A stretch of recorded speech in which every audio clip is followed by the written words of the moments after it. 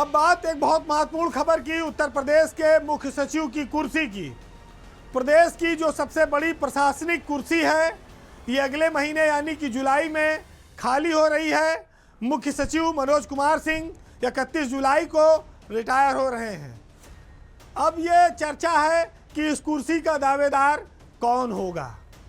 हालांकि इस कुर्सी के लिए गोटे बिस्ती रहती हैं।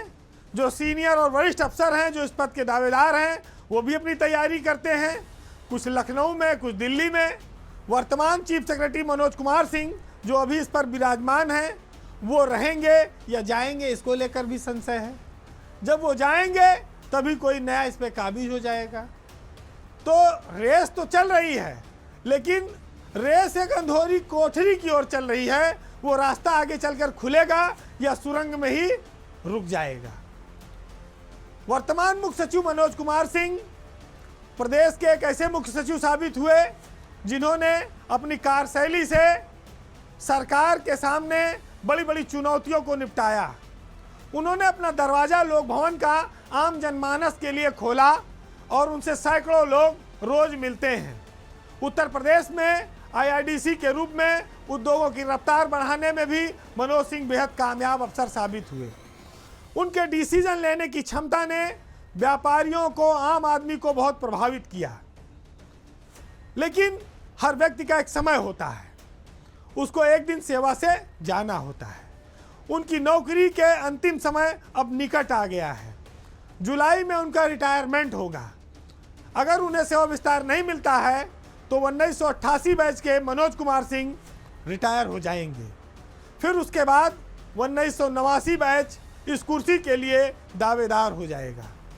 1989 बैच में हालांकि इस समय 3 अफसर हैं, लेकिन उसमें से एक अफसर रेवेन्यू बोर्ड के चेयरमैन हैं अनिल कुमार, उनकी वापसी उम्मीद नहीं है। 2 लोगों में कंपटीशन है, मुख्यमंत्री के अपर मुख्य सचिव SP गोयल और उन्हीं के बैच के देवेश चतुर्वेदी। देवेश चतुर्वेदी इस समय भारत सरकार में कृषि सचिव के पद पर तैनात हैं। मनोज कुमार सिंह की जगह क्या वो ले पाएंगे, इस पर केंद्र सरकार फैसला लेगी। सबसे प्रमुखता से इन दोनों लोगों का नाम लिया जा रहा है। SP गोयल CM योगी के 8 सालों से भरोसेमंद अफसर हैं। वो सचिव से लेकर प्रमुख सचिव और अपर मुख्य सचिव सब कुछ मुख्यमंत्री के रह चुके हैं।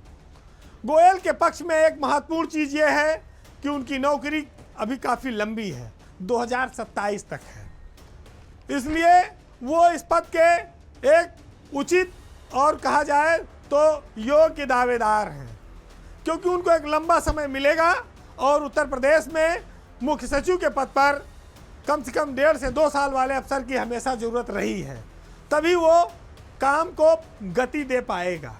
लेकिन 1989 बैच के जो दूसरे अफसर हैं देवेश चतुर्वेदी, उनकी नौकरी ज़्यादा नहीं बची है। उनके पास 7-8 महीने का ही समय है। अगर वो दिल्ली से आते हैं तो वो इसी भरोसे पर आएंगे कि उनको रिटायरमेंट के बाद केंद्र सरकार सेवा विस्तार देगी। जैसे कि दुर्गा शंकर मिश्रा के मामले में हुआ कि वो रिटायर होने वाले थे आखिरी दिन और दिल्ली से उनको लखनऊ भेजा और 1 साल का सेवा विस्तार दे दिया अगले दिन। लेकिन मनोज कुमार सिंह के स्थान पर एक तीसरा नाम भी तेजी से सामने आ रहा है, 1990 बैच के दीपक कुमार का। दीपक कुमार का नाम इसलिए चर्चा में है क्योंकि वो लंबे समय तक दिल्ली में रहे हैं, उनके कनेक्शन अच्छे हैं और अभी वो हाल में ही APC के पद पर लाए गए हैं। APC का जो पद है वो एक रास्ता है, मुख्य सचिव की कुर्सी को जाता है। उनकी सक्रियता उनके सीनियरों के लिए चिंता का सबब बन सकती है। दीपक कुमार की इमेज भी काफ़ी अच्छी है, दिल्ली में वो लंबे समय तक रहे हैं, उनके कनेक्शन हैं।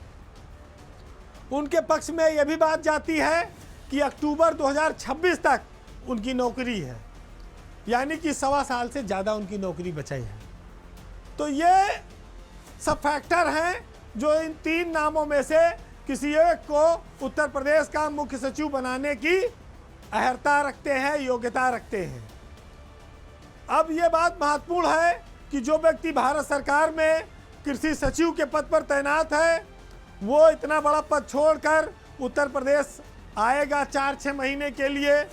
अगर कोई एश्योरेंस नहीं मिलता है तो देवेश चतुर्वेदी जैसे अफसर नहीं आएंगे, क्योंकि उनका ट्रैक रिकॉर्ड रहा है। वो कोई हल्का काम करने के लिए, विवादों में पड़ने के लिए वो कभी इधर का रुख लखनऊ का नहीं करेंगे। तो बहुत साफ है कि अगला मुख्य सचिव उत्तर प्रदेश में एसपी गोयल, जो सीनियरिटी में सबसे ऊपर है, उनको बनाया जा सकता है, उसमें कोई अड़चन नहीं है। लेकिन यहाँ पर डबल इंजन की सरकार है, तो डबल इंजन में फैसला दोनों इंजन करते हैं, और जो दिल्ली वाला इंजन है वहाँ का जो कनेक्शन है वो कई बार भारी पड़ता है। तो जिसका दिल्ली कनेक्शन ज़्यादा मजबूत पड़ेगा वो यूपी में इस शीर्ष कुर्सी पर आ सकता है, वो भी तब जब मनोज कुमार सिंह को सेवा विस्तार न मिले तब। तो अभी पत्ते पूरी तरह से खुले नहीं हैं, अभी पत्ते बंद हैं, और पत्ते अंतिम समय तक नहीं खुलते हैं। आप देखा है आपने डीजीपी के मामले में, मनोज कुमार सिंह भी कोई कमज़ोर आदमी नहीं है। मुख्यमंत्री भी चाहेंगे कि उनको रखा जाए, और दिल्ली में अगर उनकी सिटिंग बैठ गई तो फिर हो सकता है 1 साल का सेवा विस्तार वो भी ले गिरे, और 1 साल का सेवा विस्तार उनको मिला तो बाकी लोग सब अपने अपने घर चले जाएंगे। तो ये ब्यूरोक्रेसी का बड़ा अजब खेल है कि जिसको दिखता है कि बस हाथ में लड्डू आने वाला है, अचानक से सरक के गिर जाता है दूसरे की थाली में। तो इंतजार करिए वक्त का और देखिए कि लड्डू किसको हाथ में जाता है।